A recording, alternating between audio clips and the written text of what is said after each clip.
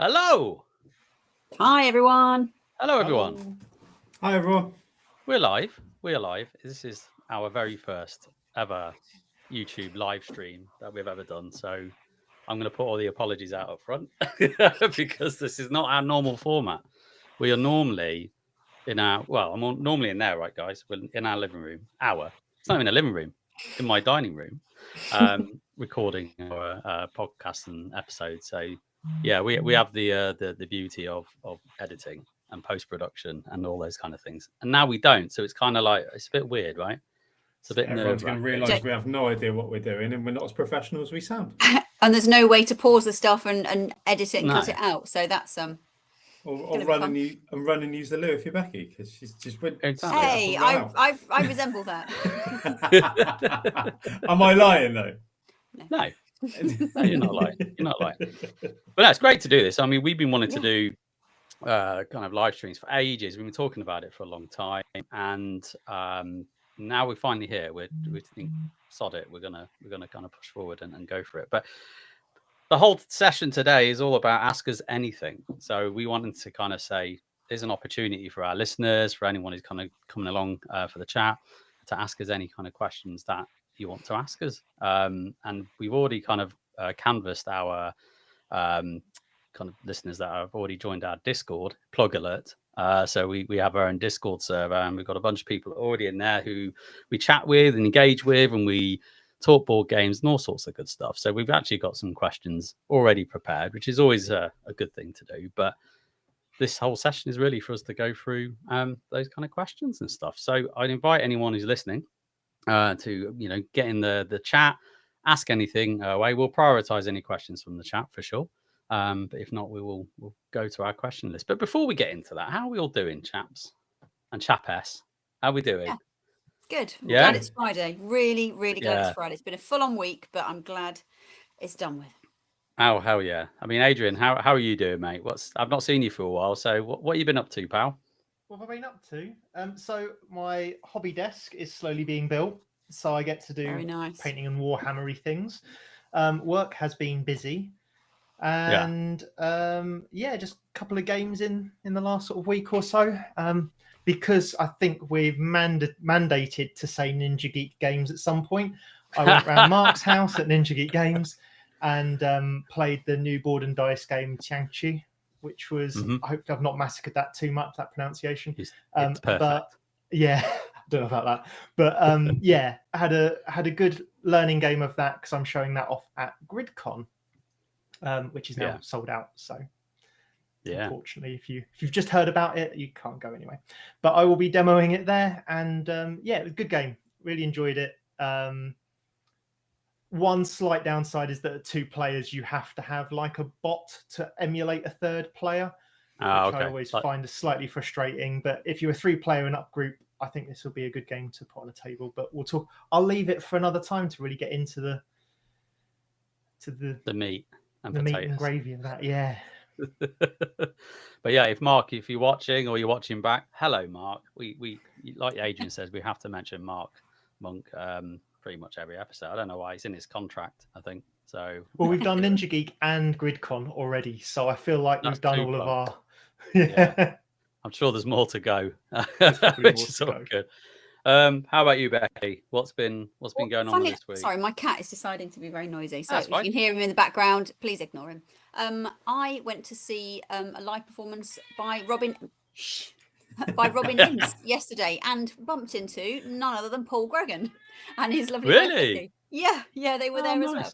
So that was nice to see Robin Ince and say hello to Paul. So that was cool. Yeah. But yeah, other than that, playing a lot of Clank Catacombs. Clank Catacombs. Yeah, which was really good. I really enjoyed it. It's always a good game, isn't it? It is. And even if you die really early and don't get in the rescue zone, you become the dragon and you get to kill your friends. So, bonus. That's my favourite bit. Yeah. He's like, I'm dead now. It doesn't matter. So, you're all coming with me. And you're like, I'm going to massacre you all with the cubes. Yeah, so it's good. Really enjoy that game. Always enjoy that game. And we've had a recording this week, haven't we, as well? Yes, we have. Yeah, it's always good fun. So, upcoming episode 85, I think that was. Yeah. That we've just recorded. Midge really wants to get on the stream. Can you hear him? Yeah, I can hear him. Is he nearby?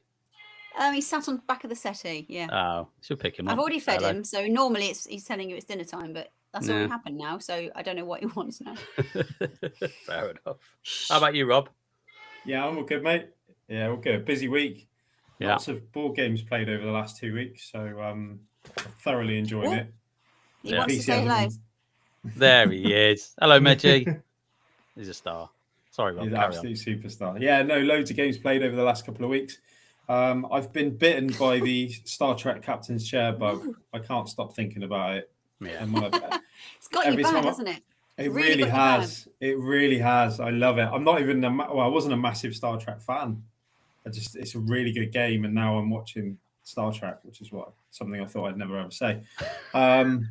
And thoroughly loving it as well, I might add. Like, it's been good. You're kind of where I was a year ago, because I managed to get a copy a little bit early because I was one of the lucky ones. And yeah, you're exactly where I was a year ago, just Captain's chairing, going, this is so good. This is so good. It's so clever, and I finally played it with a bot, and it looks really complex, but it really isn't. So it's been really cool. We had a good D&D session last night as well. Stu was DMing to the maximum. Davey was trying to break him. Yeah, very nearly succeeded at one point. You kind of saw the life leave his eyes a little bit, but he clawed it back, and it was a lot of fun. Like, it wasn't even like a heavy combat sort of scenario. It was just kind of arriving to a town and seeing what's up, and it was it was a lot of fun. So they can be the best ones sometimes, can't they? When there's no combat, you're just trying to like wind up city guards or something like that. They're quite often a lot of fun. Davey's brilliant at it, like that sort of scenario. So he really lets his imagination run free and have fun. So that's what we did. And halfway through the session, Stuart smelt something really bad in the room, and we couldn't quite figure out where it was. We thought it must be outside. No, turns out minor electrical fire in the fridge. Oh God. So Rich messaged us this morning. Yeah, everyone was fine. But yeah, Rich said, it's a small electrical fire in the fridge, but it's all right because it was on his way out anyway. So, but no, everything was fine. So it was good fun, a lot of fun. Yeah, well, weirdly, my week has been not much gaming, which is very strange. I've kind of had a bit of I've had a bit of a chill from it because of upcoming event in the gaming calendar called Essen. So it's like just gonna relax, just gonna take this moment of not gaming too mad, and then games. So to be fair, you're probably going to be gaming in those 5 days more than you have done in the last 5 weeks, and that's saying something. I can't wait. It's going to be so much fun. So are you guys sharing an Airbnb? Is that right? Did I get that? No, we're in a hotel. Yeah, so for those that don't know who's going to Essen, it's myself, Davey, Mark Monk, second plug of the evening, and Taz, a friend of the pod as well. Paul Grogan is hitching a ride to get across the channel and across the European continent to get to Germany. But yeah, so we're staying in a hotel, but not actually in Essen this year. For those that tried to stay in Essen this year, is probably met with the wonderful price increase, which has hit many a hotel, and it's made it very, very expensive to go. So we decided to stay 20 minutes out of the city to literally more than half the price of the hotels to go. So yeah, we're being sensible this year, but we'll see how logistical it gets and what that means for this trip. So that would be a little bit different because of that. But yeah, it's always fun. So we'll make it work. We'll get the games in. No doubt. It's kind of what happens around Essen as well that makes it fun. Yeah. So there we go. Cool. So that's kind of what we've been up to without any kind of real detailed chat. So I'm going to pull from the bank. That is the bank of questions that we've had from our Discorders. So should we get this party started, guys? Let's do it. Go for it. Let's do it. I'm just going to go top to bottom because if I do it any other order, I'll get lost and I'll end up repeating the same question. So the first question we've got is, I'm going to look over here to my panel. It's from Stuart. We mentioned Stuart as our DM. It's not our DM. He's your DM. Well, it kind of is, though. Yeah. It kind of is. we're going to do a one shot with him. Me and Curly and Rob and my friend Catherine and her husband Duncan. Yeah, we're going to do a little mini. Well, it might not be a one shot, maybe a couple of couple of days. Yeah. But yeah, it's going to be really looking forward to it. It's going to be really good. So he is our DM. He is. He's our podcast DM, and he kind of very much gets involved in everything we do. So Stuart, we love you. You're amazing, even though you give us a lot of grief. Quite rightly grief. So. Grief. Yeah, yes, the word grief. Keep it PG, right? So his first question was, what is your most pleasing set of deluxe components for a game? And Becky's like, too many. The list is yeah, all of them. I know I've got an immediate answer. Oh, go on. So the original expansion pieces we got to Lords of Waterdeep, which really increased it. You bought the meeple type ones. Yeah. And it doesn't matter what they are. It could just be cubes, but it's so much nicer that it isn't cubes. It does make it feel a little bit more like you are actually collecting warriors and whatever else they are. So I don't know what they are. It doesn't matter what they are, does it? Orange, white, black and purple. Purple, wizards and I don't know. But yeah, it's nice that they're really good. Really good. Yeah, fair enough. Any of you guys? I don't have that many deluxe. It's more kind of Kickstarter all-in stuff that comes. Yeah, all of your games come with miniatures anyway, don't they? So yeah, you do if you rob. Probably The Witcher. Probably The Witcher. The minis are great. The coins are fantastic. And yeah, that's kind of it from a bling point of view. Although I did bling up Captain's Chair. Yeah. With some 3D exhausted tokens rather than twisting the cards. He's got them right here. I knew what JP was pulling out immediately. They're so unnecessary as well. Yeah, but they are awesome. These are mine. This isn't an advert, by the way. We don't get sponsors. If you're doing the drinking game, if you're doing the whose turn is it? I'm not saying it. Game. Did I say it? I didn't say it. I'm just showing it. But no, these are probably the most unnecessary thing in this game that I'm not going to say, just because I want everyone to be sober tonight. But these brass mag miniatures are absolutely ridiculous and awesome at the same time.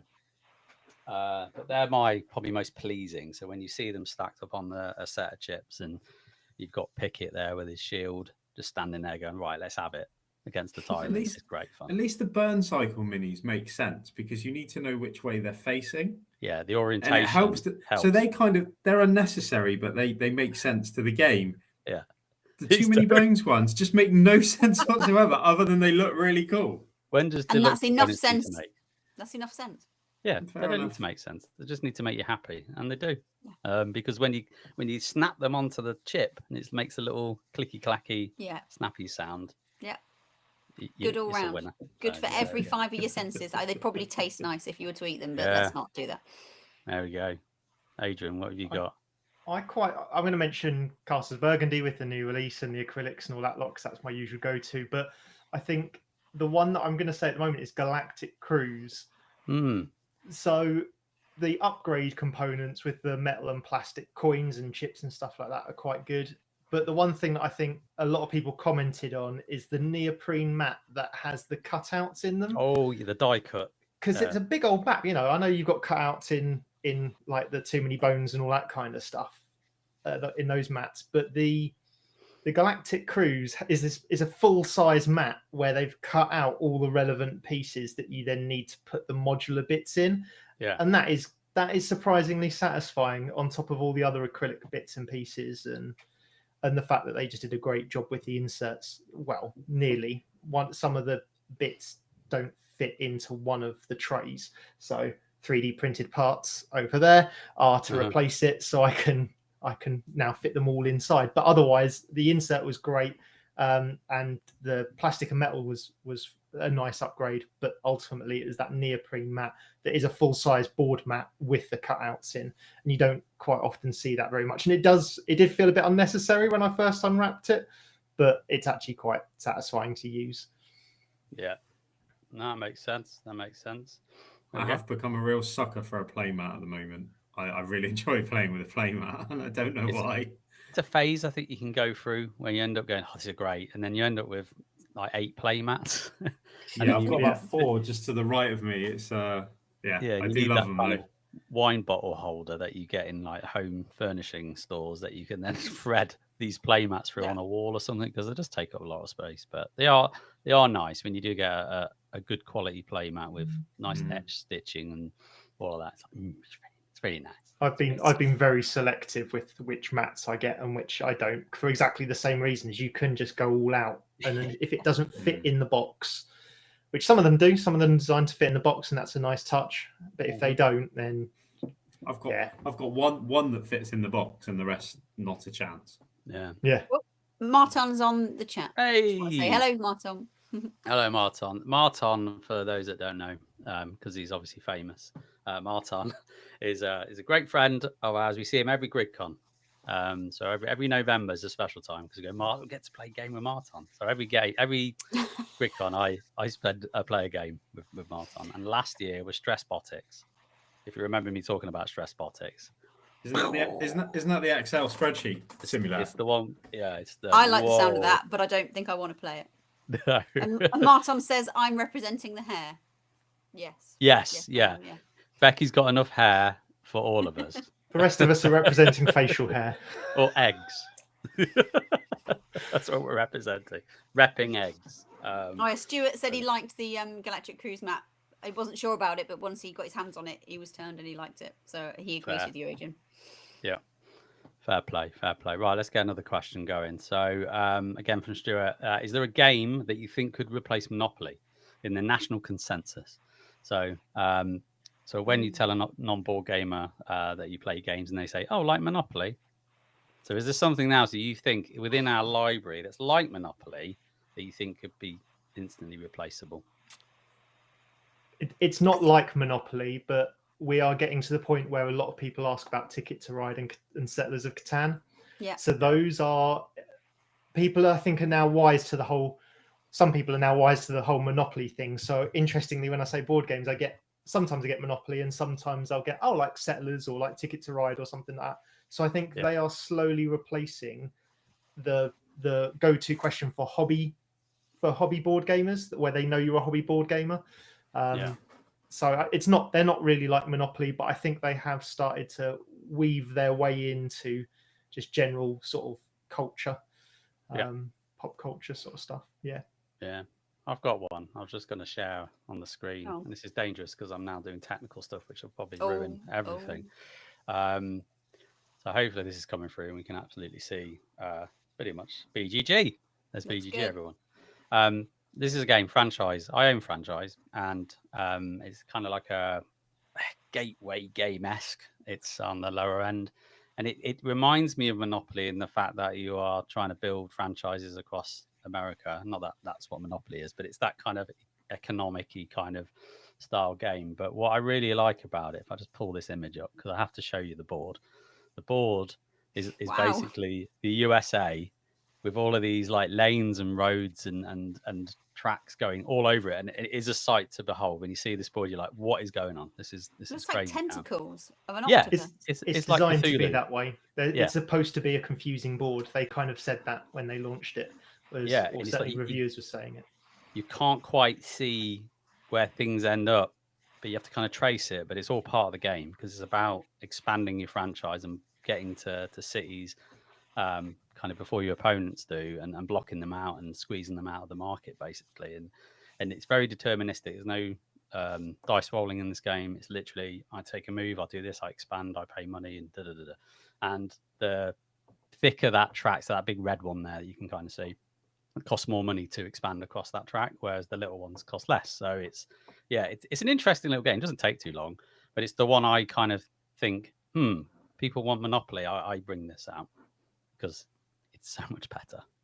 But there we go. If you ever want me to pull up any BGG stuff, just give me a shout and I can do that anytime. But anyone else got any ideas? It's not similar to Monopoly, but I think it could maybe replace it. It's something like Cubitos or maybe even Quacks of Quedlingberg, because it's probably simpler to understand, but it's so much better and easy and fun for children. So I think those two games could completely wipe the floor with Monopoly. although they're not in any way similar. None of them take 3 hours. How could it possibly replace Monopoly? At a minimum. No one's murdered someone and shoved the little hotels up someone else's nose. Yeah, you're right.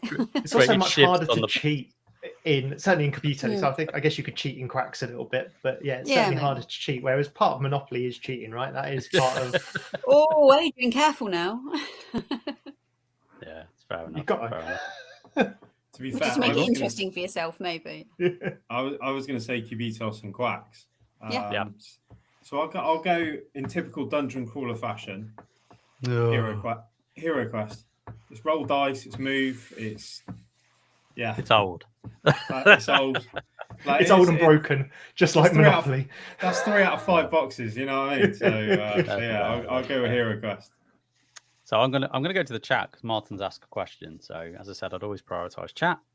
Martin said, "So what are we playing at GridCon? So what are we burning to play at GridCon?" I've not even thought about this question even on my own. Going, I don't tend to know what I'm playing at GridCon until the day, if I'm being honest. But there is one thing that I know I'll be sort of playing at GridCon is because I'm demoing a lot like Adrian. I'm demoing the Voidfall expansion. Very excited. I'm very excited about this because I've not played it or remotely know what's it's about. I know bits, but I don't know everything. So yeah, I'm looking forward to learning that and teaching people that when I know what the hell it's all about. So yeah, that's the main thing. But I think in terms of games I want to play, I think Roth will make an appearance.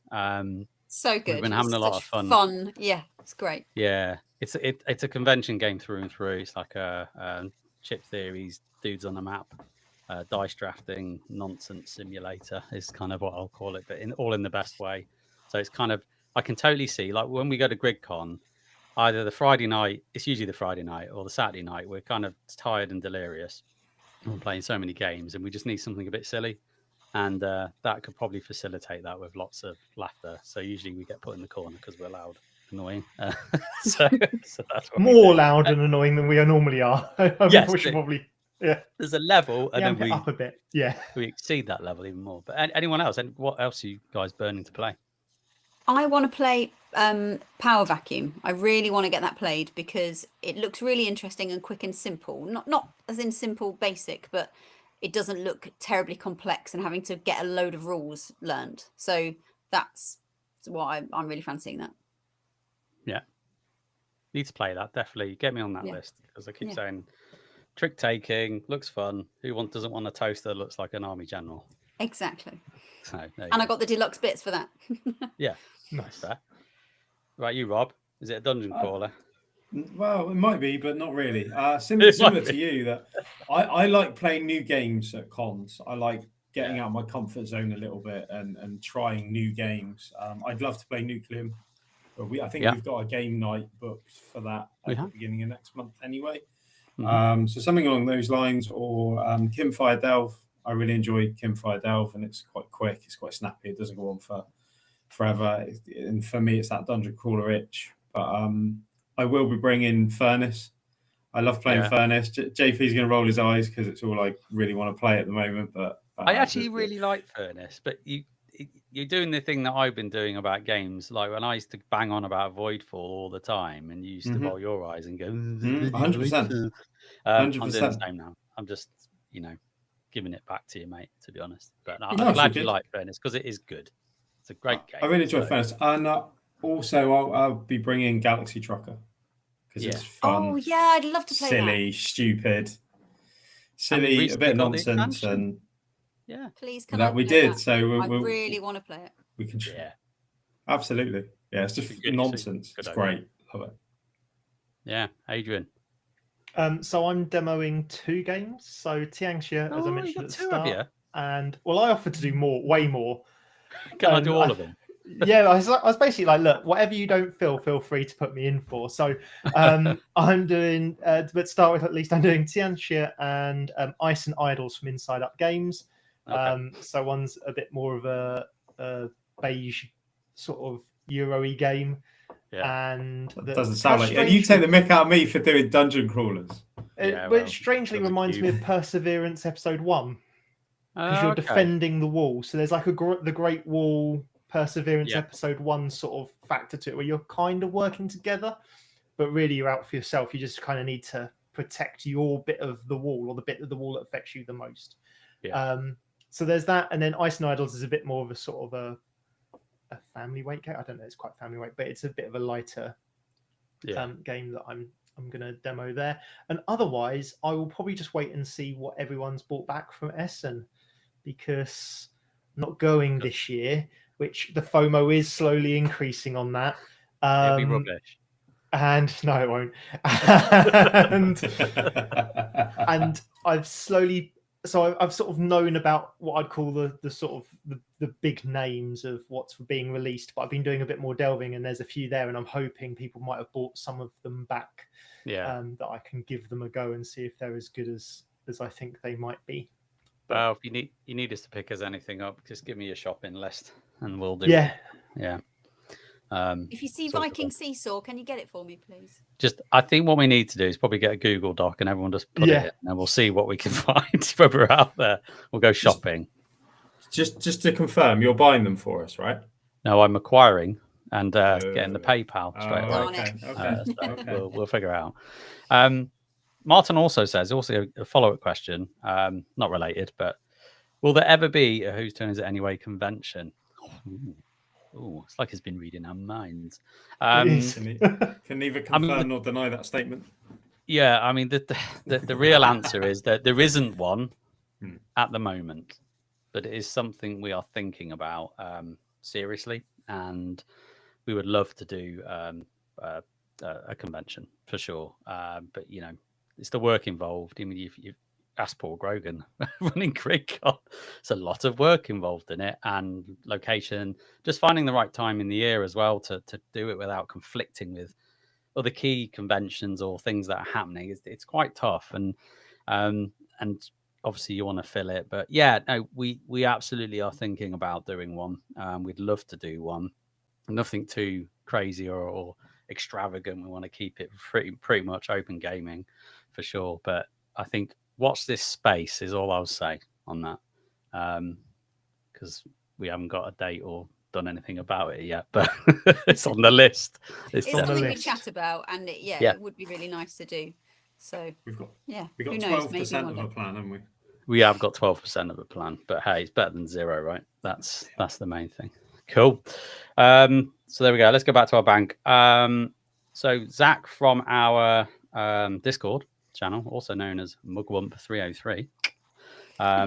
So he said, "What's the worst game that you still enjoy playing?" And I was like, "Oh."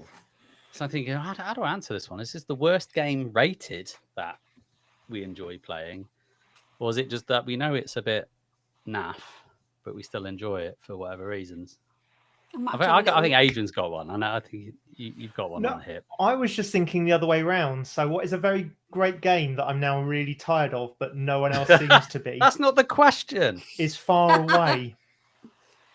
You're tired of Far Away? It's just a little bit.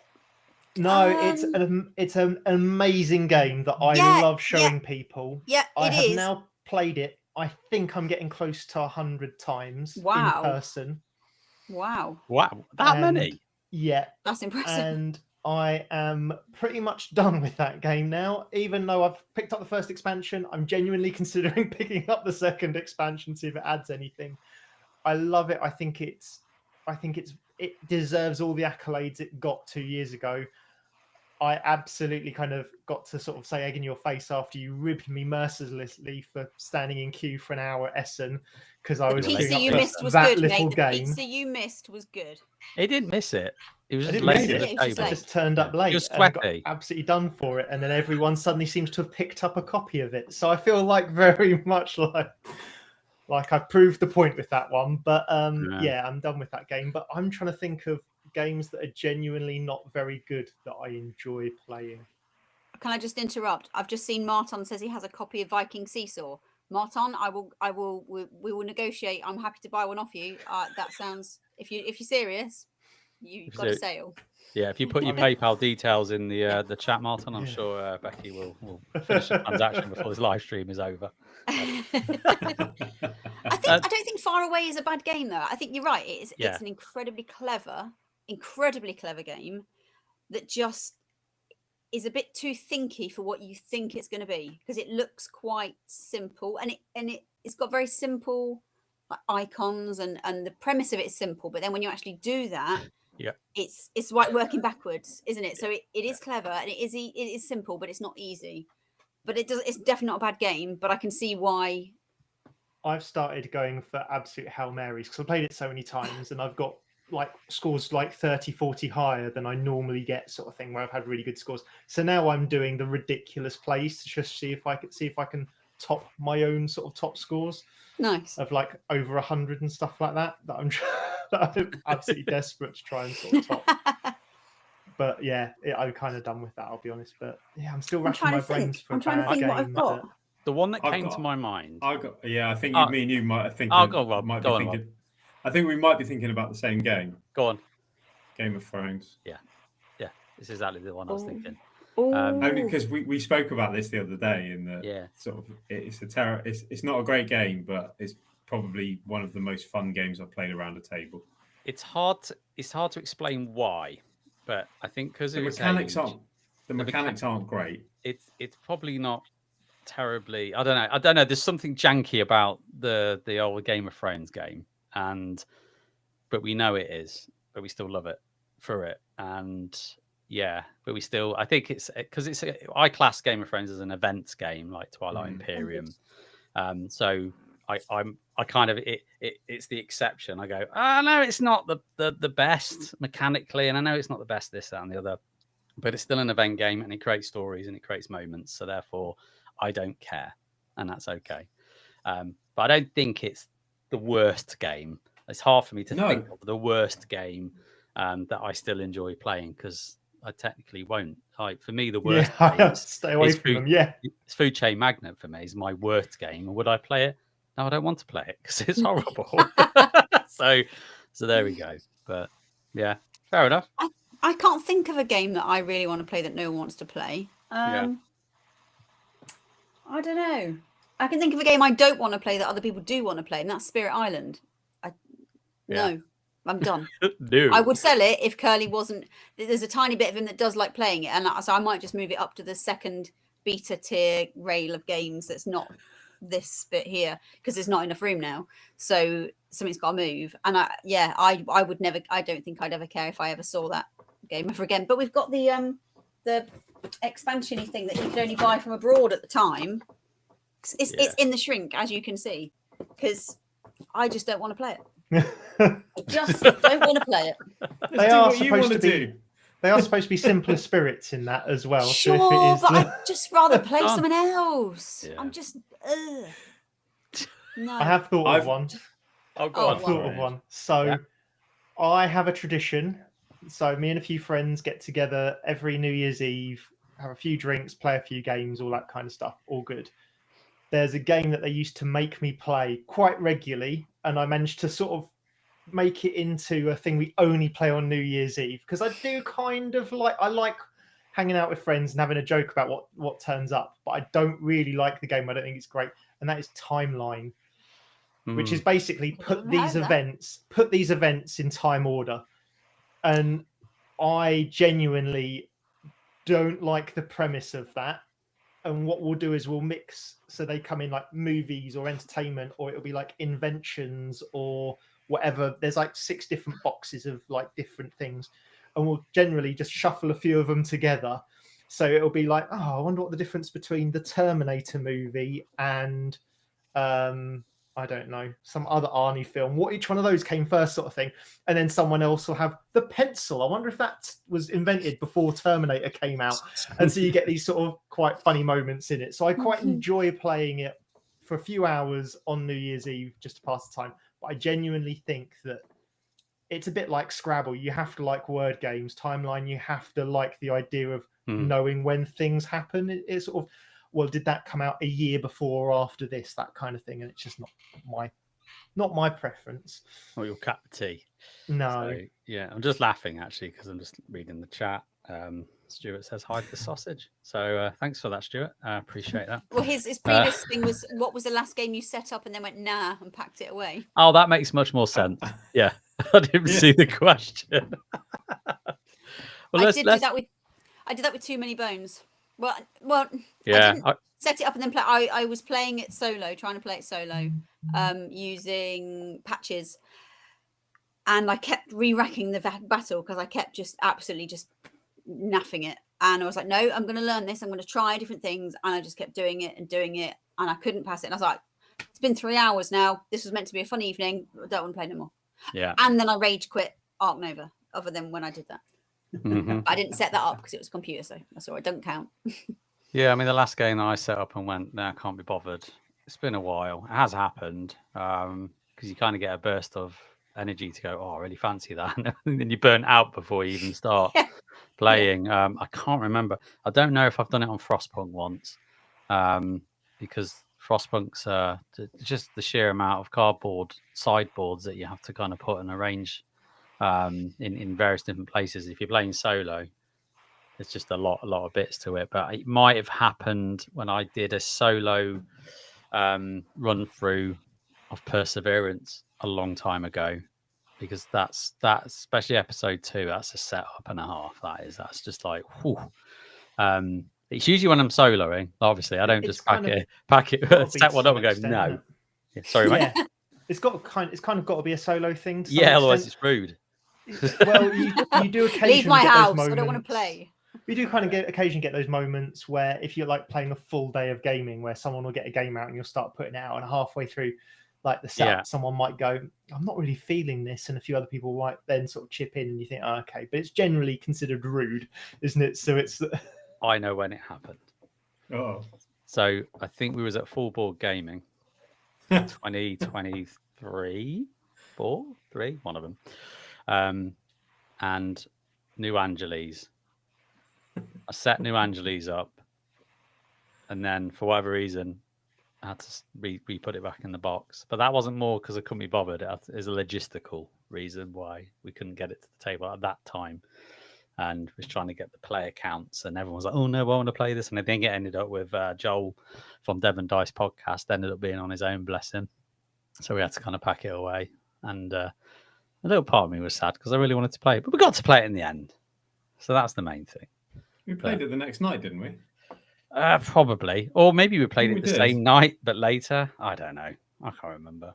But it doesn't happen that often, so that's good. The good thing with conventions, isn't it? It kind of all just burns into one thing, just all melds into one giant long day. Yeah. Just a long day of cardboard. Yeah. Right, let's go back to our question bang then, shall we? I'm going to go to... let's do Zach's another question. So what is the longest single gaming session we've ever played? Not multiple gaming sessions like the 24-hour event, but the single game session that's gone on for the longest. Go. I've got one. Go on. And it was when the gaming group was newly founded, and we were all super polite, and we didn't want to tell each other, yeah, I'm done. That was nice. They were nice years. Yeah. The days back in the day. Yeah. And it was the first time we played Battlestar Galactica. Mm-hmm. And I remember me, Ian, and Curly being outside and going, if this doesn't finish in the next hour, I'm going home. And this is at 2 a.m. And it went on for about another hour and 45 minutes because it was such an epic kind of night that we didn't want to kind of cut, truncate it and cut it short. But at the same time, we are absolutely exhausted. But we'd only met each other 3 or 4 times at this point. Yeah. And we were so tired. It was like we just have to get this done. I don't really care what happens. I just want it to end. And I think we left Chris's must have been about 3:30. Wow. In the end, and I think we started at about 7. So that was we used to do that a lot, right? We used to the game till 2 a.m., 3 a.m. on a school night. Yeah, because we were like, oh, this is the best thing ever. It was so new to us. Like it was like going clubbing, but in your It's nothing like. No one's ever felt that about. Well, maybe they. But you know what I mean? It's like because you're like, I'm really up for it. I don't care about the time. Time's just the construct. Who cares, right? I've got work the next Sleep day. when you're whatever. dead. It doesn't matter. Yeah, exactly. You got that mentality, and then you go to work and regret everything about what. And then you turn 40, and you're like, oh, you're like, this is woe is me. Yeah, can't not do this anymore. But yeah, that's a good one. Mine's the obvious answer, which is Twilight Imperium. We played a 7-player TI session around Curly's 3, 4, 5 years ago, and I think it lasted 9 hours, 10 hours, something like that. It was epic. It was amazing. That's TI. That's just it's always the one that takes the longest for me. I don't think I've had one that's beating it for sure. So yeah, there we go. What about you guys? Can you think of yours, Adrian? I think I've got mine. Probably Terraforming Mars. That goes on a while, doesn't it? Burn. So probably Twilight Imperium for a single actual one game. Yeah. Twilight Imperium 6-player went on, I want to say, about 6 hours, and then with also an hour, not counting in the middle for lunch sort of thing. If you sort of allow a bit of flex in that thing, I think we played the last 4 games of Pandemic Legacy Season 1 back to back, and that was about the same amount of time. I think that's fair. But that was, so it's all sort of towards one campaign. Yeah. But it was all done in one day. Yeah. Right, you Pegs? Well, it was actually Terraforming Mars, but that's because Curly was teaching me how to play. So whatever. And it was like a most of the day thing, but that was with lunch, and we weren't rushing it. He was literally saying this, putting it all out there. This is how you can choose. Da, la, la. So it was Terraforming Mars. It's when you had your PhD in Terraforming Mars from Andrew Curley, right? So yeah. And breaking it all down. We all know that his teaching can be spellbinding, so it was, and I liked the game. Yeah, essentially, it's very good. That's for you, Curly. You're gonna get crap in the channel now. You realize? Yeah, I know. It's fine. It's fine. Right. Let's get another question in, shall we? Let's do this one. What keeps us going back and buying new games? Is it FOMO? So most hobbyist gamers have big, solid games collections. So why do we need more? Is it cool the new, keeping up with the Joneses, or something else? And that's from Bob. So Bob is one of our listeners. We met Bob actually first time in person at the UK Games Expo, and it was amazing to finally get a face to the name because Bob's been communicating with us for ages for our coffee supporting crowdfunding platform, if that's what you want to call it. That's what we'll go with. And yeah, great to see Bob, and Bob's also in Discord. So yeah, what do we think? What keeps us coming back for more? What do we think? I think the hobby's changed a lot over the last 3 to 4 years. I don't think, the quality of games has gone up. It kind of mirrors the decline in video games, in my opinion. Yeah. The quality of board games is higher. I don't think they've ever been better, or so varied, or had so many options before. For me, it's kind of whatever I feel like at the time. I have no FOMO whatsoever, mainly because somebody in the group will buy the game that I want to play, so I don't have to. Who's so that? I don't. I think it's a combination. He's talking about me in Primal. It's a combination of all of you now, because Becky and Curly buy a hell of a lot of games. You still buy a hell of a lot of games. Yeah. And then Adrian just pops up with this, Rob, you're going to love this, every now and then. And he's not wrong. I absolutely love it. So yeah, for me, I just kind of, whatever takes my fancy at kind of any given moment. Now, lately, it's been games that have a solo mode. Like for me, you've really got into your solo gaming, haven't you? Lately? Yeah, really got into that. What a nerd. If a game's got a solo mode, I absolutely love it. And like something that I like, I'm quite interested in, and it has a solo mode. Yeah, that's I'm good. I'll take that. Thank you very much. Yeah, it's a hard one to answer specifically for me, but obviously it's the feeling you get. Right. So I remember the first time when I kind of got into the hobby, and I don't think the feeling's ever been as strong as that, because it's new, right? It's like anything, it's completely brand new. And you're like, what the hell is this? This is amazing to have a social experience around a game that's not just sitting watching a film or doing something like that. And basically trying to recapture that in the last 10 years. Just keep constantly trying to get that endorphin hit over and over and over and over again. But it's kind of morphed into kind of pure escapism. My journey with board gaming is completely, trumped and taken over video gaming. I used to play Xbox a hell of a lot. It's be my main thing 10 years ago, and it's completely eclipsed it for me to the point where we're talking about setting a game up and going, I'll do that on Xbox a lot. And I think, I fancy this game, and I set it up and I play it in 10 minutes and I go, I can't bother, turn it off. Because it doesn't give me the thing I think the board games now gives me. Obviously, it's just a lot more effort in board gaming because it's physical, right? So yeah, I don't really have that one thing. I think it's a bit like, drugs. It's just endorphin. It's just highs. I'm after a high, chasing highs. That's it.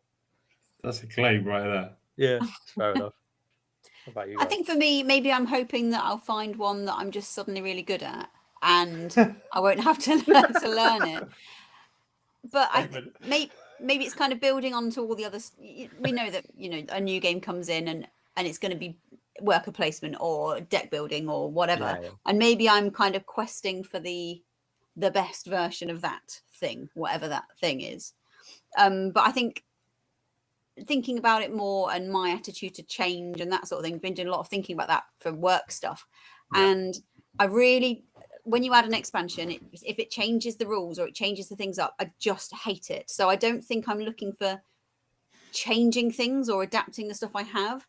Because I don't want to change the stuff I have. I want to add a different one. So maybe mine is I'm not as interested in modifying the same games with an expansion or a modular thing like that. So therefore, I'd rather have a new game to learn a new different thing. And I'm not so averse to learning games now as I used to be. So that isn't as much of a barrier, I think, which is nice. Yeah, cool. Are you, Adrian? And the shinies, of course, the shinies. And the shinies. The shinies are really important. Mine? I've always had a hobby that is something I can focus on. We talked about this like when very early days about introversion and stuff like that, right? So I can focus on a game, I can focus on a hobby, but also be a bit social. So board games, Warhammer, all that kind of stuff gives you a focus, but gives you an opportunity to sort of socialize as well. And I still need to socialize. I can quite happily sit without saying a word in my house for several days on end. But I still like to actually socialize as well. So board games give me that out a lot. So does Warhammer and that, but Warhammer requires a lot more prep. I can't just buy a box off the shelf and put it on a table and be ready to go with Warhammer. And that's the same with any of my other, like if I think about like airsoft or even like breakdancing, or any of those ones I've mentioned before. They're all the same. They're all about practicing and doing stuff, whereas board games are quite an immediate thing. Once someone's taught you the game, it's quite an immediate ability. And so there is that kind of, I can put a new game on the table, or whatever the latest hotness is, we can put that on the table and just learn it, and off we go, and then that will kind of keep us going. So I think for me, it offers the same thing as all my other hobbies have offered, which is something to focus on, something to kind of get obsessed over to some extent, and socializing a little bit. But then it's a much more immediate, so that like it lasts, a couple of hours normally a board game, but the actual being able to play it after buying it is quite an immediate thing. So I feel like I can get involved. I can just pick something off a shelf that's new or I'm excited about or whatever and get it to the table. So that's probably why I think this is like my fourth sort of time of really where board games has probably been my main hobby. Because it's kind of waned in and out over the 20 years that I've been a board gamer. So yeah, I think this is probably the longest as well of the time spans that I've been a board gamer. And I think that is probably back to Rob's point, which is that board games are just generally we got a lot more options. There's more turnover in how quickly they come out, etc. Yeah. So no, fair play. Stuart's asked the question. in the chat. So Board Game Arena and other online board game platforms, TTS, etc. Are they good for the industry or not? There are some games that he will play on there rather than buy or get his copy out. Discuss. Yeah, I'm not sure. I completely agree. I think with BGA probably more, especially because it's scripted. I can totally see why you would play a game on there without bothering with the physical copy. It's just easier to kind of play it, and maybe you don't need as much of that social interaction in front of the table as much. Some games you don't, you know. Some of them are multiplayer solitaire, right? And you can kind of get away with that. But yeah, I mean, I don't do a lot of online gaming. I did over COVID because, hey, we had to. There's no other option. That's all we had. Apart from our carport, that one time when a few people were allowed to get together when we sat outside, freezing our faces off. That good days. Good days. You know, being a legal distance apart, playing Eclipse. Second Dawn of the Galaxy in your carport till 2 a.m. I can only imagine what the neighbours looking out the window are going, what are they doing? They're like, been sitting at that table for an awfully long time. I can see their breath. It's just got really cold. Those are the days. I think we're wearing gloves and moving ships around and attacking each other. It's just stupid, but it's what we did. But yeah, I don't play a lot. I know Becky, I don't know if you still do BGA a lot. Yeah, I do. And for what it does for me is it means I can get the hours in. Yeah. I'm not looking at this like a job, but I think I've definitely come to terms with the fact that I need repetition in order to stand any chance of doing well at a game. And that's not necessarily the only outcome that you want. Like, having the social aspect is the most important for me, but I like to think I've stand at least as much of a chance as anybody else at doing well. It doesn't have to be winning, but playing well. And the only way I can do that is by repetition. So you can get a game in that would perhaps maybe take you 2.5 hours if you played it for real. You can get it less than an hour or only just an hour. So you've got that chance. I think it's interesting that Stuart mentioned this, because me and him were talking about trying to maybe learn the game Obsession, because no one in the group that we knew at the time had it.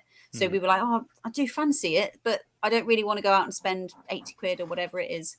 I mean, as it happens, one of our friends has lent it to us, so that's really lovely. Thanks, Warren.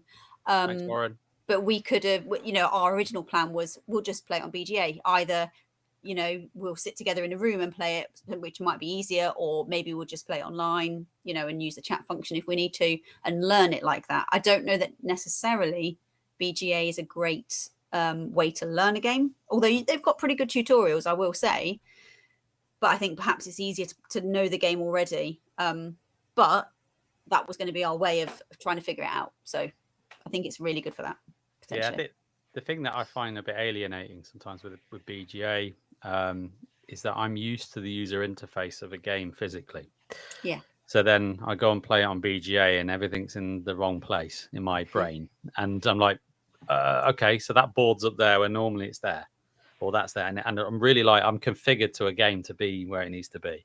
And I have to kind of relearn it in a way, where everything is. It is like, oh, this is kind of alien. So I know the game, but it's kind of like someone's put it in a different language for me. It's weird. I had that when I tried to play the same game in just the Steam version, because it's the same game. It should be exactly the same, but the interface is not quite likely, and it's just really infuriating for me.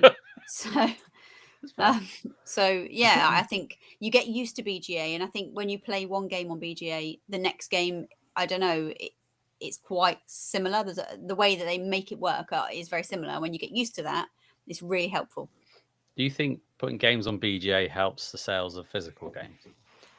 If they have an expansion out that's not on BGA. Yeah, that's clever, isn't it? So many games on BGA don't include the expansions. And I think that's because they'll release an expansion and people will be like, oh, I want to play that now. So they'll buy the base game. So on BGA, I'd say 90% of the games I've played, I've owned the copy, either have it already or have had it and got rid of it and still want to play it, so go on BGA. But most of them don't have expansions in there.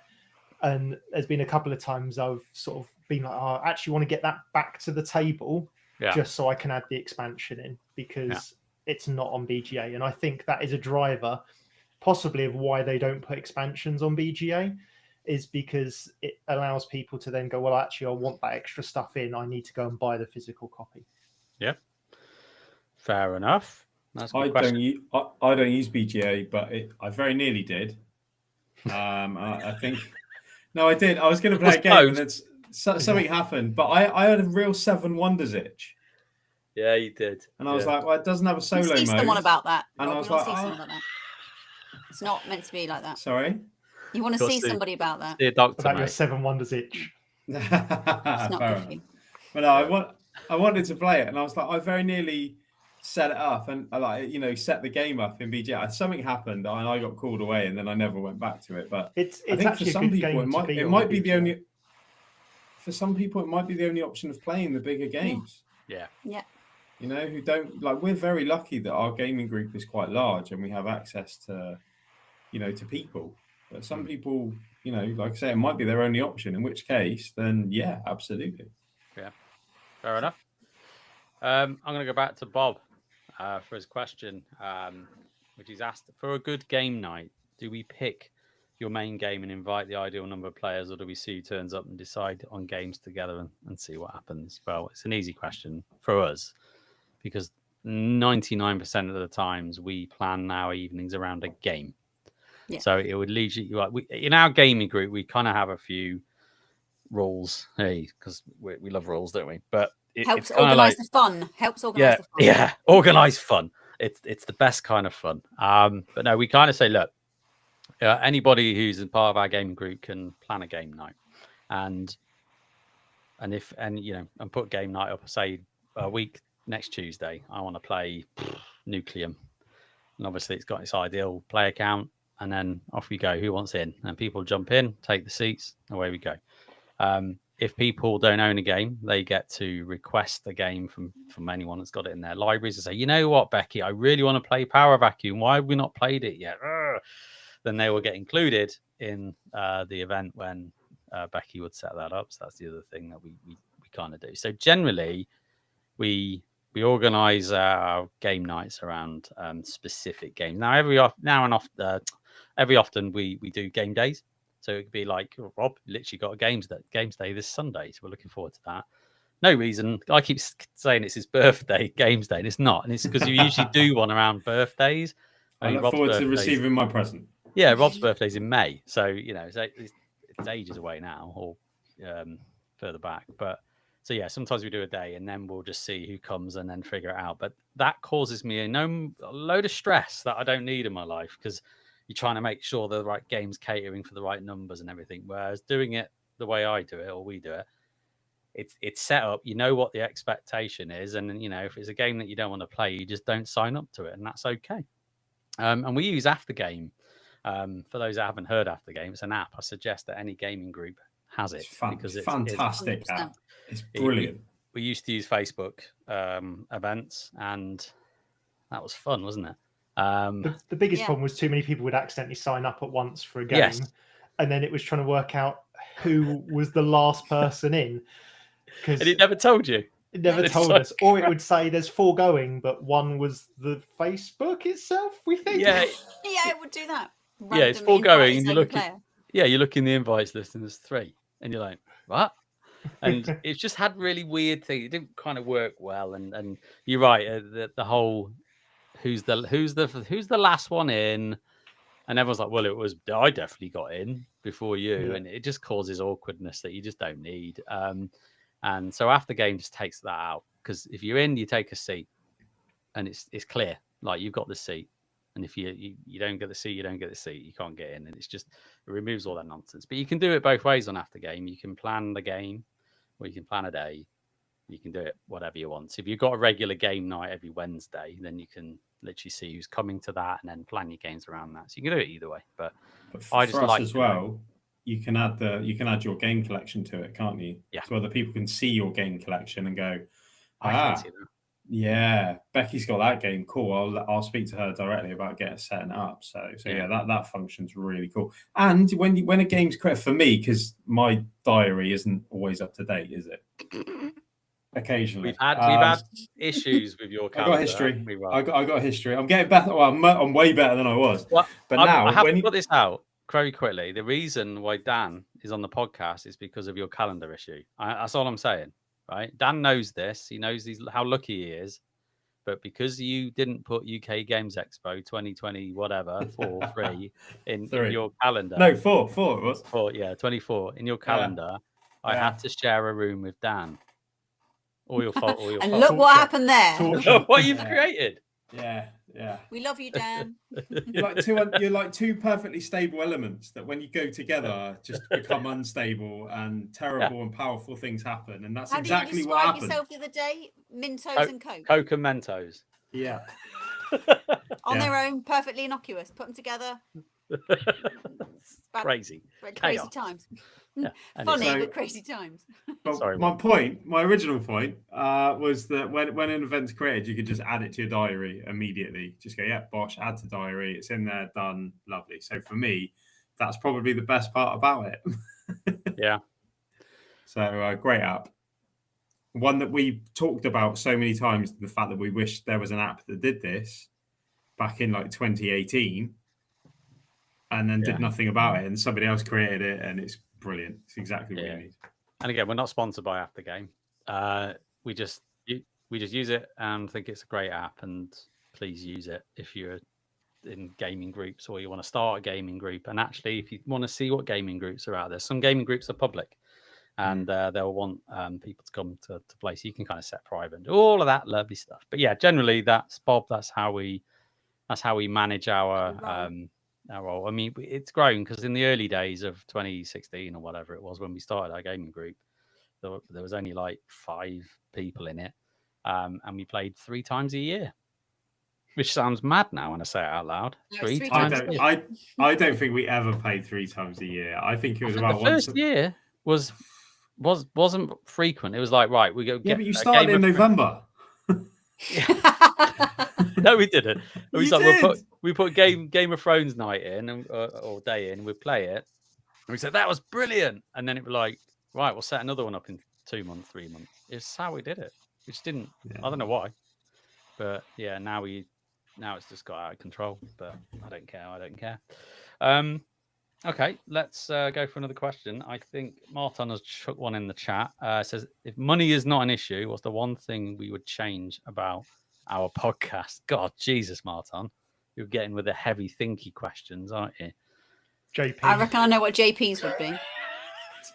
What did you say? You changed JP. That's what he said. No, get rid of me. No, get rid of me. I know what JP would change. JP, if we got rid of you, mate, there'd be no podcast. There'd be nothing. I think JP would just stop. JP would pay somebody to edit the podcast because it takes a very long time. Him and Rob. Yeah, having some swanky producing sidekick that we could just go, here you go. Here you go. And magically just gets uploaded and sorted.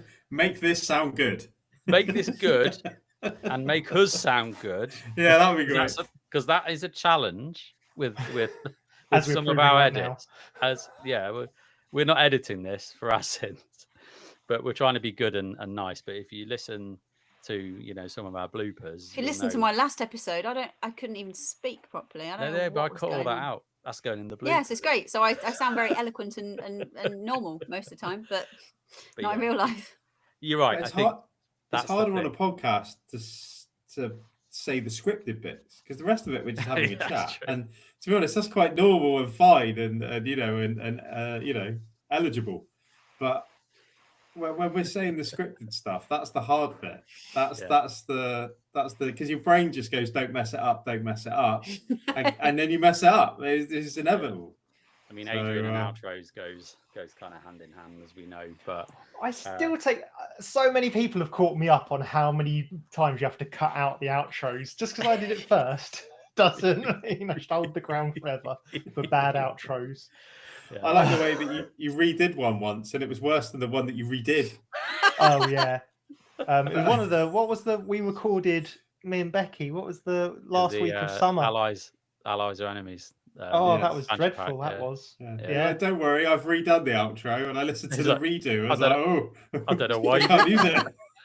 I'll use the original one. Thank you. Between all of it, you can Frankenstein something that works together. That's how it works. Yeah. You're right, Becky. I think the time is the thing with podcasting that many people don't see or understand is you get the finished product and you download it on your Spotify's or whatever, and you listen to it and you go, that was all right, or whatever. And the effort that you do put into recording for me is not a problem because recording's the fun. No, it's still. I mean, that's like if we're recording from say 7, we don't tend to finish till 10. Generally. Yeah, we're a bit quicker than that. I mean, we are a bit, all my wee breaks that I have and all of those things taken out. Yeah. We have at least 2 toilet breaks for each episode recording you have. But yeah, we record an episode about 2 hours, 2.5 hours. Depends on who's on it and the combination of people who's on it is the reality of it. And sometimes they're quick, sometimes they're not. And if we're doing conventions, I like doing convention episodes, but they are hard work. Like the one that we got coming up was the Essen one, and I know in the back of my mind they've got to fit that in and record it. And when doing the recording, it's fine because it's the fun bit. And obviously, you can't take that away because you wouldn't have a podcast. But you're right. When you think, I've just done a long record and talked about Essen for 4 hours, and I know I've got to cut this into 2 parts, and now I've got to edit this. And generally, the editing rule, right, is editing is double the recording length. That's how long it takes to edit. So, an hour and a half podcast is 3 hours of editing at least. You've got to fit it in life somewhere. But Rob does help. So for those that don't know behind the scenes, I do a lot of the editing. Rob helps with the editing as well, which is nice that we can kind of share that load. But yeah, I mean, everyone in the podcast does various different elements and bits and bobs, so it's quite good. We've got the live shows that we do at Expo, and I kind of say, I can't do anymore because someone else take it on, and Becky goes, I'll do it. And then she goes, I've got the live episode today. Adrian, give me a hand. And then Adrian, help me out. And everyone chips in and kind of adds their lens, and it really helps. And I think that's why having strength in numbers sometimes. I'd imagine trying to do this as a kind of 2-person podcast and having to do everything is quite a lot because we have the bonus of sharing the load even on recordings, right? Sometimes it's like I don't need to be in everyone, and that's okay, But anyway, that's a long-winded answer of money. But anyone else got one? That's if money wasn't an issue, or removing me, Adrian, from the podcast. If you could get your genie wish. Professional recording studio. Yeah. Not my dining room with the dog. With a separate room to actually play games. Okay. So I'm thinking like open kind of warehouse with like a sound studio in it, and then outside is a gaming table. And this is reminiscent of your episode when you were like the design the come and dine with me kind of thing. Game, yeah, absolutely. Yeah. Don't trigger him. I'm still Tambo is still. He still annoyed me about giving me a 4. I'm fuming. I'm absolutely fuming. I'm not salty about it though. You're absolutely over it. I heard, Rob. I'm fuming. Something where we can play and record at the same time. Because if we ever wanted to do live streams of games, having the ability to do that at the flick of a switch is a very, very is a big luxury for people. So yeah, something along those lines. If we were ever to do live stream of games, having the space and the equipment to do so would be awesome. Yeah, that's a good point because we thought about should we do live streams and things like that, but we're just not set up for the visual arts very well. It's just our faces. We're not set up for visual. We're audio only normally. We're audio friendly. Yes. But I'd love to do it. I think we'd have a laugh like with some of our games that we play, and I think it'd be quite entertaining to do it. But yeah, it's maybe one day, but I just can't do it at the minute with everything else. It's bad enough doing the audio, and and people like Paul Grogan, everyone's been doing it for years. They make it look effortless. They make it look so easy, and it is not. It is not easy. You're adding a visual element. You've got lighting, and you've got so many other things that you've got to consider, as well as audio. And audio is challenging enough, as you can tell by our early episodes.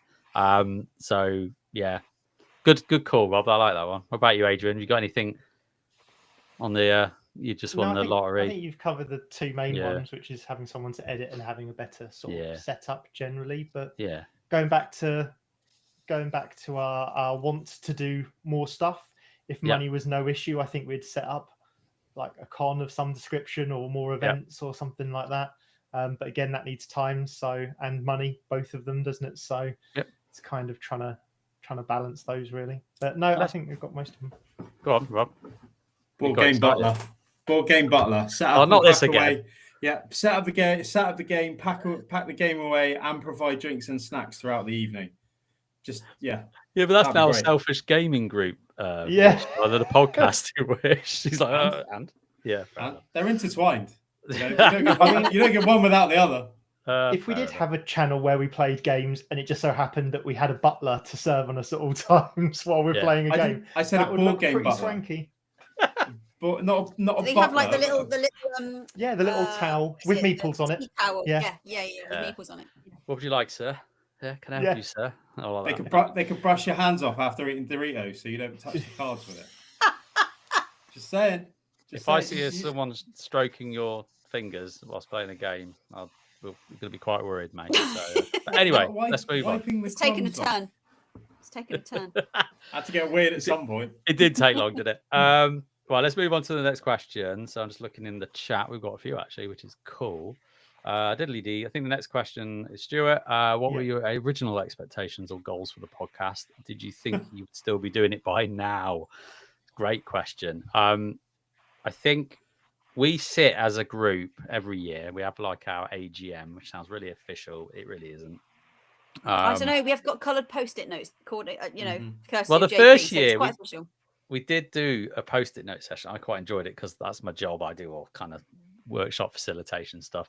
And every year we do set ourselves goals. And those goals are a mix of metrics, of downloads, reach and aspiration. Some of them are tangible, some of them are like quite intangible things to kind of go for, but it's kind of where we're at. And sometimes it's like what guests we can get on, and I think every year it surprises the hell out of me. I'm gonna kind of be real. It's very strange to kind of sit there at those sessions and go, guys, this is what's happened. And it's just like, and you sit and think about it, where we are now to where we were starting, thinking it's just an idea to do it. And, all of us just kind of pitched in and gave it a go. And, it was ropey. It was amateurish at the start. But like anything with podcasting or anything, you just got to start. You just got to do it and learn. And we learned the hard way in many different things, call back to episodes 0, 1, 2, and 3, where I was recording off the laptop mic for free. Didn't even realize. Whoops.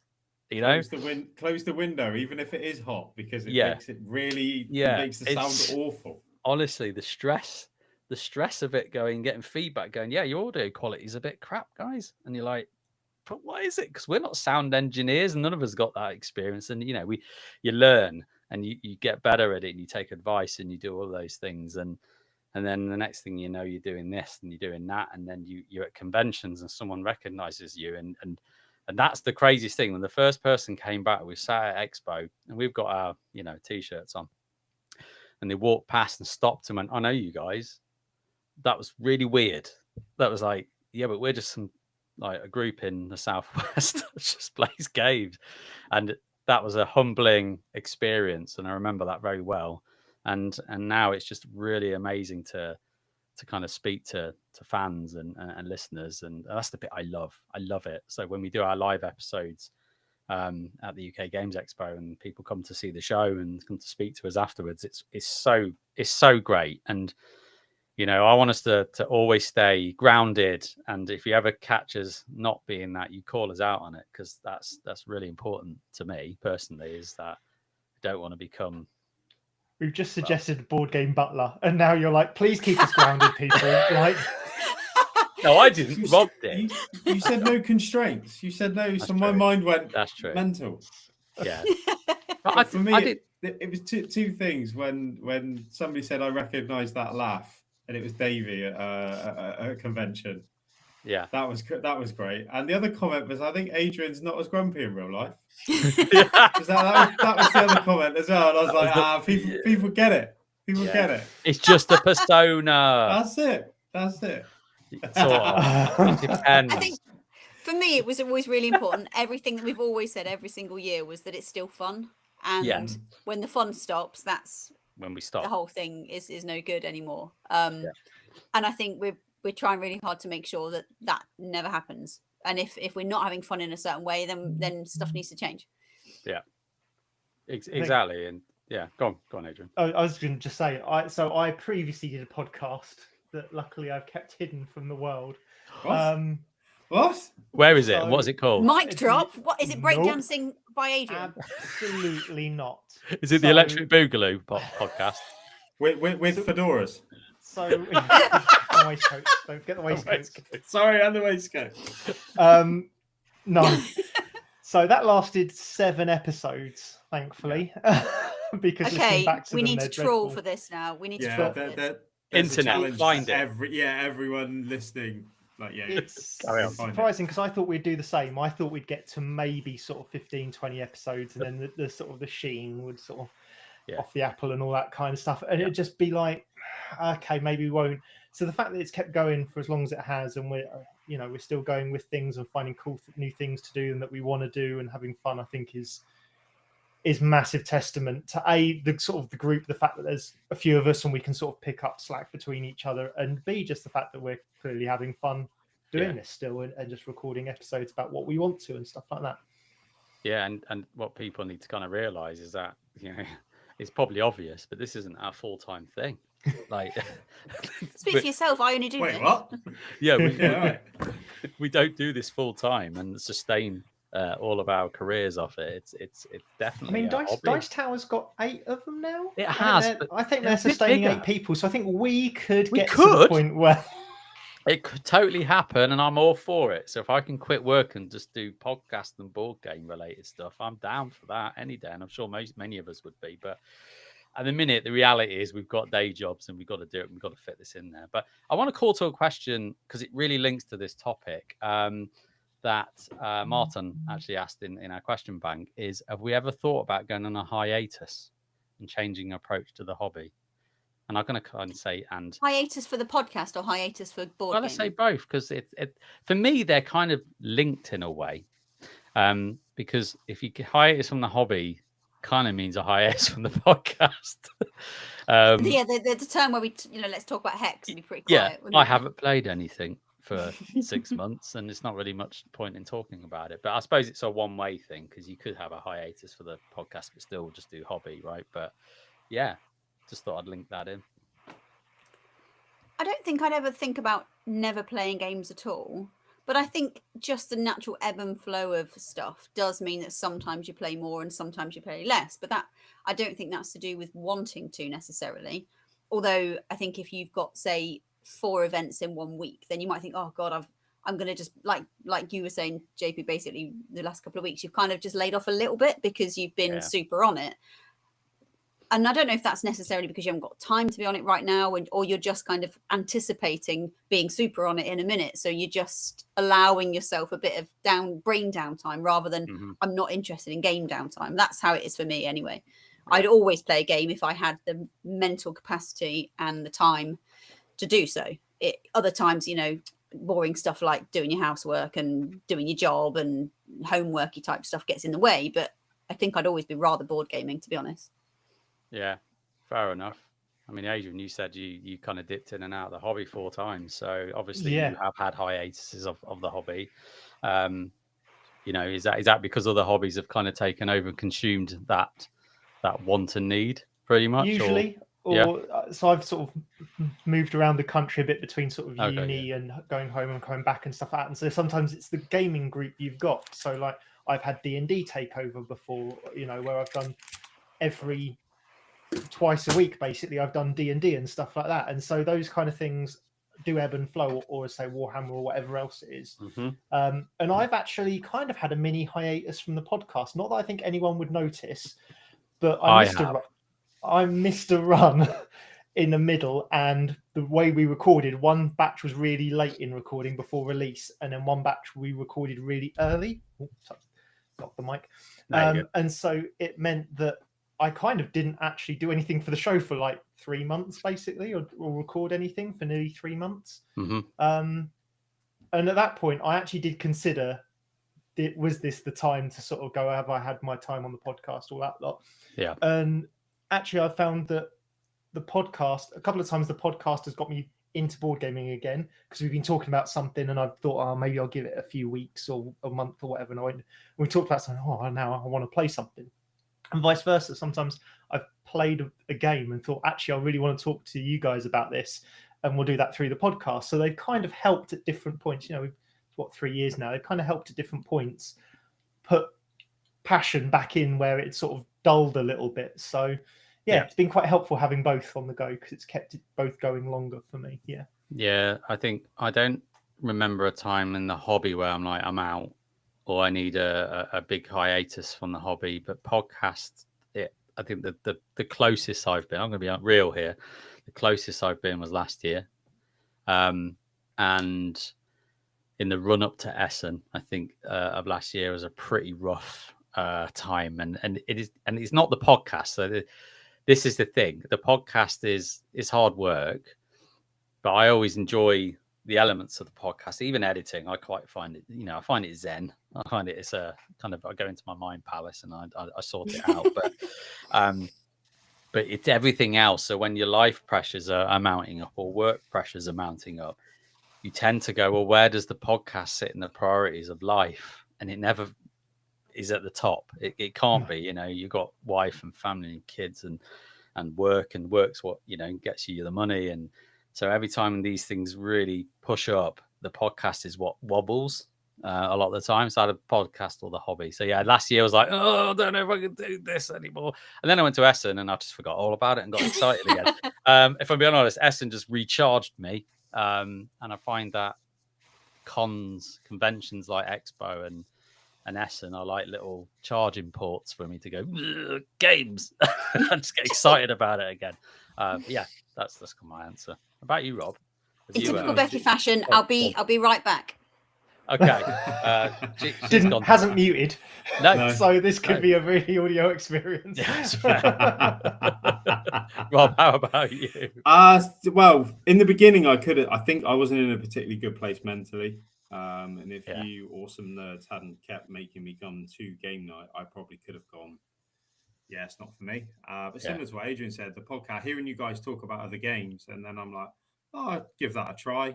And then I like it. And then it kind of is, it's got that continual kind of the more you're into it, the more interested you become about it. Because like I say, there's so many different games available now. Yeah. And so there's so much variation out there that games I wouldn't have even dreamt about playing a couple of years ago, I absolutely love now. So the gallerist, like the gallerist. Art Society gallery. I mean, I like the art. I did like the style of the art of the gallerist. The art gallery.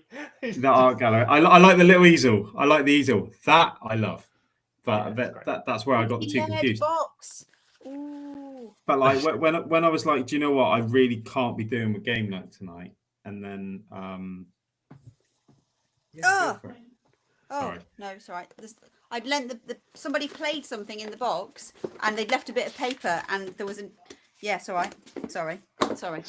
I had a real surprise there with it, but it's fine. Boom. My daughter just found the chocolate bar I bought her and got very excited. So she's I'm like, yeah, chocolate in there. Like when I wasn't like in a good place, and then like you've signed up to a game night or you've been made to go to a game night, and then you're like, well, I can't let anybody else down, so I go and have a great time. Like and then it's like, oh, okay, and then you sign up for another one, and it's like I say, but the pod, I felt at times I didn't really have that much to offer because I was playing dungeon crawlers relentlessly, and that was all I was doing. But then, like I said, I think a couple of years ago, that first time I played Nuclear, I was like, oh, okay, that kind of opened the gate to try other things, and then feeling like I've got more to add because you guys have always been deeper into the hobby. I'm way more knowledgeable than I ever am, than I ever will be about the hobby. So kind of felt a little bit not fraudulent, but like I didn't have as much to offer. But now I feel like I can hold my own. So I've got no intention.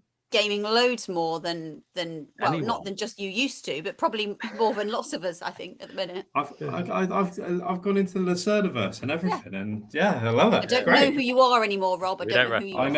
I know. I apologise.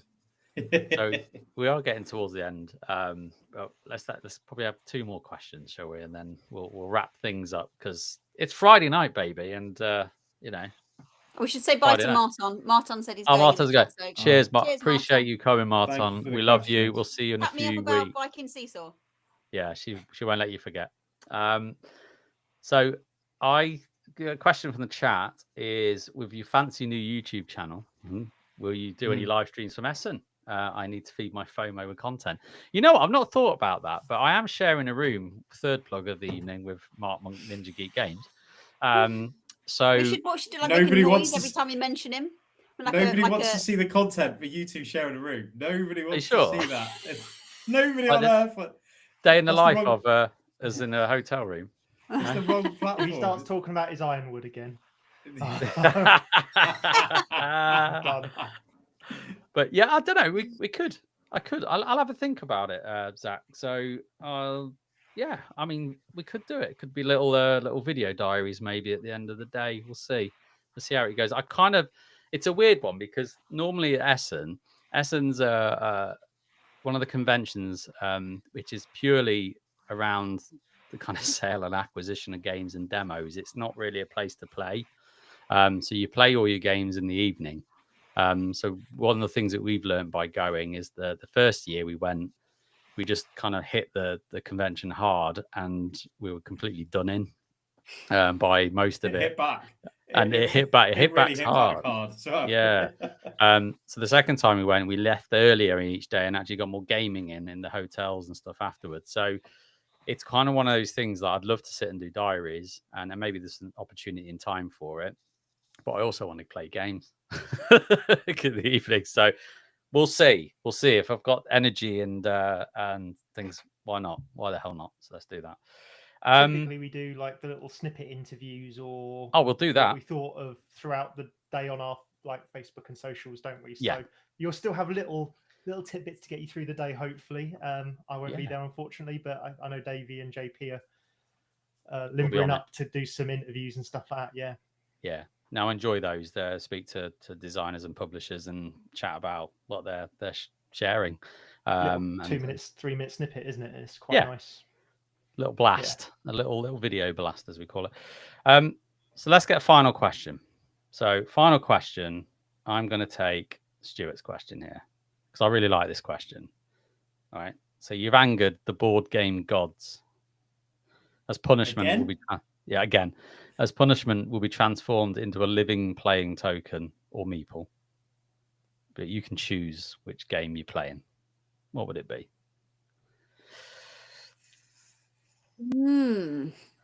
There's a clanger. Well, what would you be? Yeah. If I could be in a world, why not Barron Park or something like that? Because you just be like, oh, I'm just going to spend all my life living in a zoo, just getting to see all the cool animals and stuff like that. Yeah, or Ark Nova or something like that. But if you've actually got to be a playing piece, I do not want to be a polyomino. You don't want to be that insert, do you? That's for sure. If it's a folded space, I'm fine with that.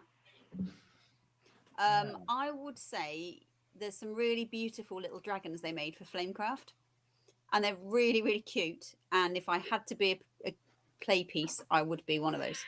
It's not necessarily my top 10 game, but it's such a cutesy world.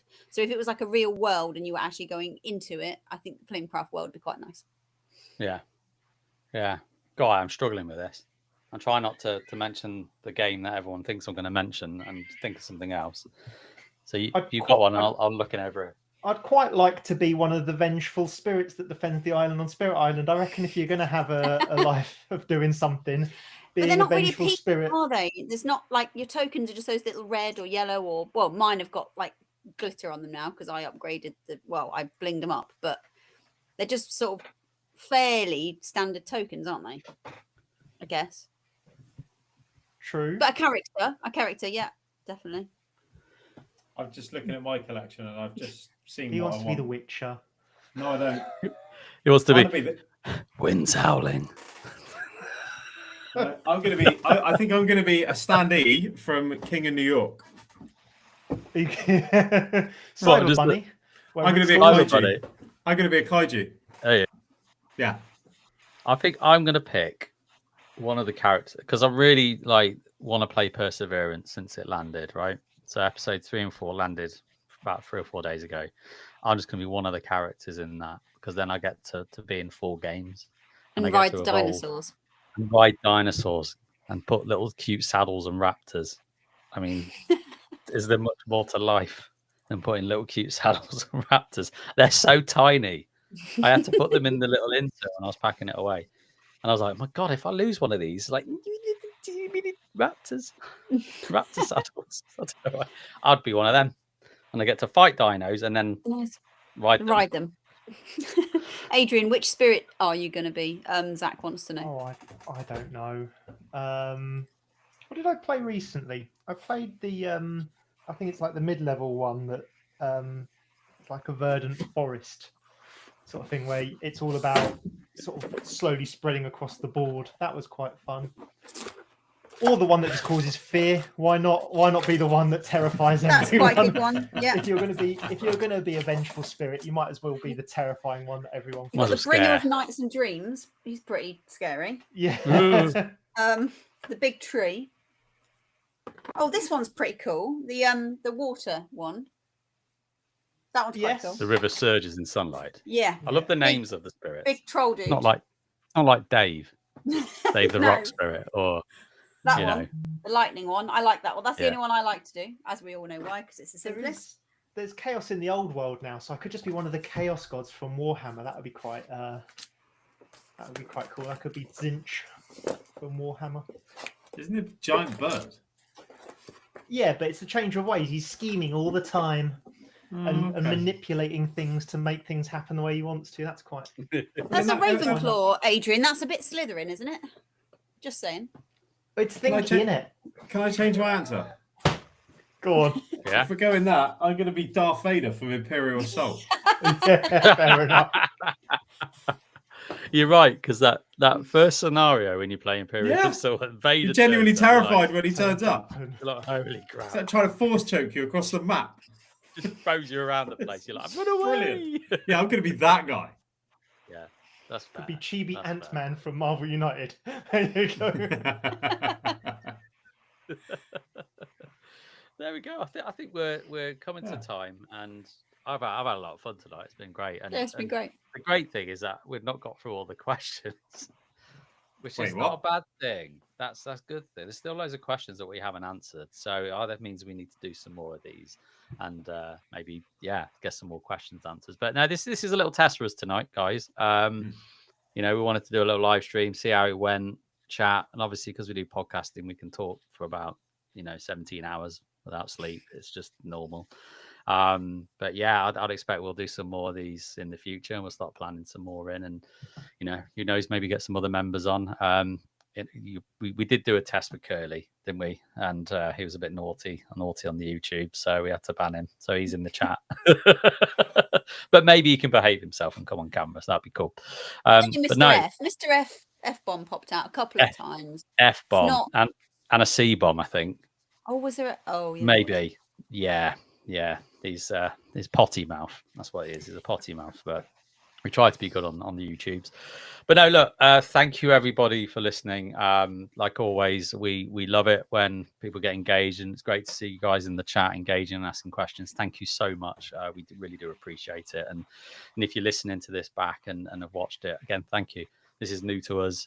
Bear with us. Hopefully you had fun. And we love all the support we can get.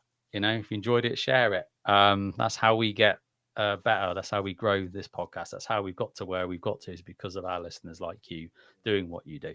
If you want to support the show, we have a coffee account, and if you want to get some clammy pennies, like Adrian says, then we love to have your clammy pennies, because it all goes to kit and things, and helps us to do things. Maybe set up that convention that we talked about early. So yeah, we can do all that kind of stuff. But you know our stuff. We're here, we're there, we're on the socials. Get in touch and please join our Discord if you haven't already. We'd love to have you in there and chat to you some more. But other than that, I'm just going to say, whose turn is it anyway? And it's no longer ours because we're going out and doing some fun. Thank you very much, guys. Appreciate it. Thank you all. Bye-bye.